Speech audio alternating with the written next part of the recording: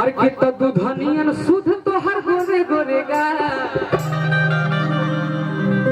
एगो गाना गावे रही देखा यार केहू अपन जात पे ना लिहा कहे कि सब लोग गावेला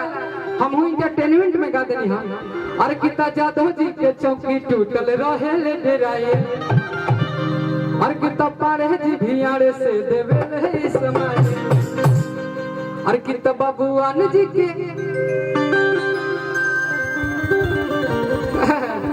यही तो भैया हुए अरे किता दूधनियन सुध तो हर गोरे गोरे का दूधनियन सुध तो हर गोरे गोरे का अरे तो बन जाए रानी भूमिहार के मार अरे बन जाए रानी भूमिहार के मार दूधनियन सुध तो हर गोरे गोरे का और दूधनियन सुध तो हर गोरे गोरे का बन जाए रानी भूमिहार के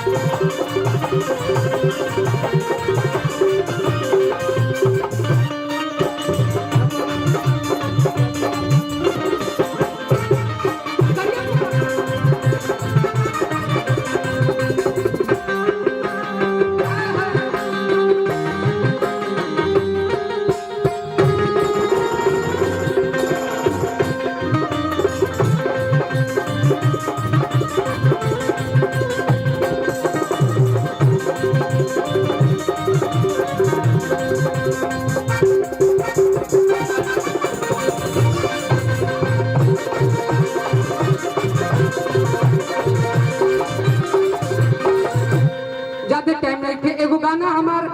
आवे वाला बात अभी आई नहीं थी लेकिन एक चीज का डर लगेला कि आवेला से पहले गईला पे गाना लीक हो जाला लेकिन जाए द लीक करके क्या करी तो हनी सुन ला पहला ही तो तहारे पर बाजादे करके एखनी बैठल रही तो बड़ा बढ़िया बढ़िया बात कहत रहुए तो भी कहत रही हमरा से पर कि तो देवरा के मोहनावा में खोट बाबल मुआ और किता देखो ही में खाली उता छोट बाबल मुआ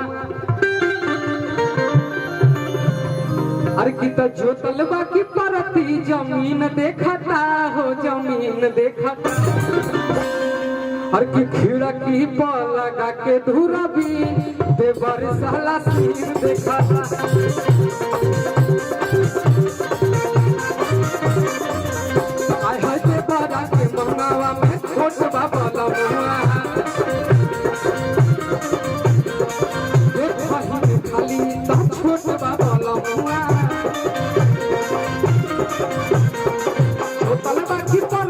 जमीन देखता हो जमीन देखता भीड़ की लगा के धुरा भी देवर साला सीन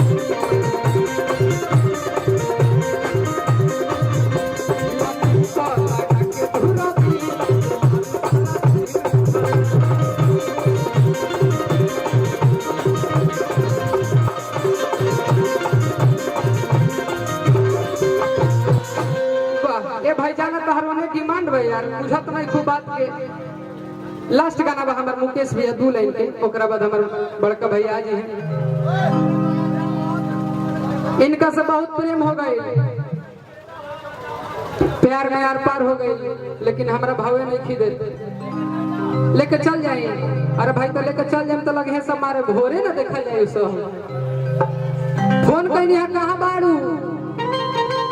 तो हमार नंबर में ब्लैक लिस्ट में डाल दिली व्हाट्सएप पर ना फोटो इन्हें से आवता ना जाता हमारे बाग भैया को बोलाई हा वही समझ सकता है चीज के तब हम कहनी हा अरे कितना फोनवा उठावा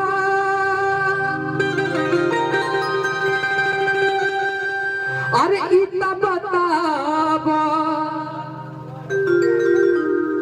अरे कितना तोहरा पर रहे जब हाथ तब काहे कइले बाड़ी अरे कितना तोहरा पर रहे जब हाथ तब काहे कइले बाड़ी अरे कितना व्हाट्सएप पर नंबर